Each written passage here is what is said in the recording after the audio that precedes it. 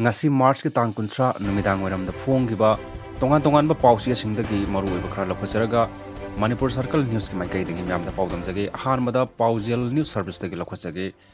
RIMS ta analayeng gi thorang kaya paikhat pagi mathakta professional nursing recruitment policy sananaba notification thokre director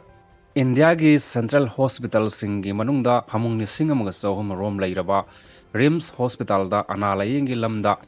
hena khumang chawsinaba thorang kaya paikhatpagi mathakta professional nursing gi recruitment policy sananaba notification thokre wafamasi Trained Nurses Association of India TNAI amasung Students Nurses Association of India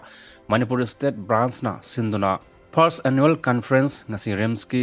Jubilee Hall pangthokpagi thoromda athoiba mithunglen oina saruk yaduna RIMS ki Director Dr. G. Sunil Kumar na phongdokibani Aware Nurses, Aware Officer, the Economic Power of Care Haiba Hiram da pangthokpa conference aduda saruk yaraduna Dr. Gurumayam Sunil Kumar Sarmana hai mahakna RIMS Hospital da Director gi pham ase hek purakpaga RIMS Hospital da ana layeng gi lamda hena khumang chawsina pa thorang kaya paikhatpagi mathakta professional nursing gi recruitment policy sanana ba notification thokre Manipur da gi hokiba nursing gi services lebak asigi state sing da singthana ba oiri adumaku World Health Organization gi matung inna patient samada nurse ahum mathau tabada nurse ki masing watpana mapung phadri kumjali singani kun mari fawbagi manungda India da nurse masing lakh mari lising kuntra mathau tari haibasi chada yankai awat palairi kumja lisingam jamapan marfu mathoida sumnatagi nurse tra mathoi khaktada ponsil laga CM kiba Trained Nurses Association of India Manipur State Branch ngasiti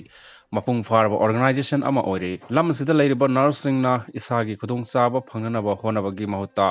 mioiba khunai saukhot minanaba honaminasi India pumbada lisingani kuntra fawagi manungda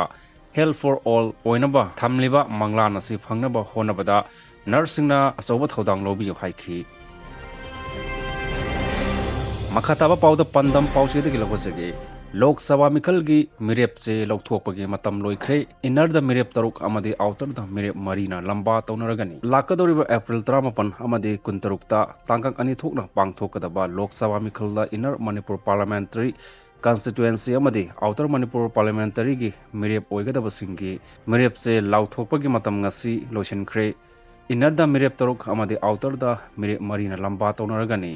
Amorom da mirep oigadaba singi scrutiny pangthokhraba fawbada mirep oiriba singi manungda Inner Manipur Parliamentary Constituency da BJP gi oina Education Minister T.I.S. Basant Kumar Congress ki Professor Bimol Akoijam RPI Athawale gi Mysore Thanaujam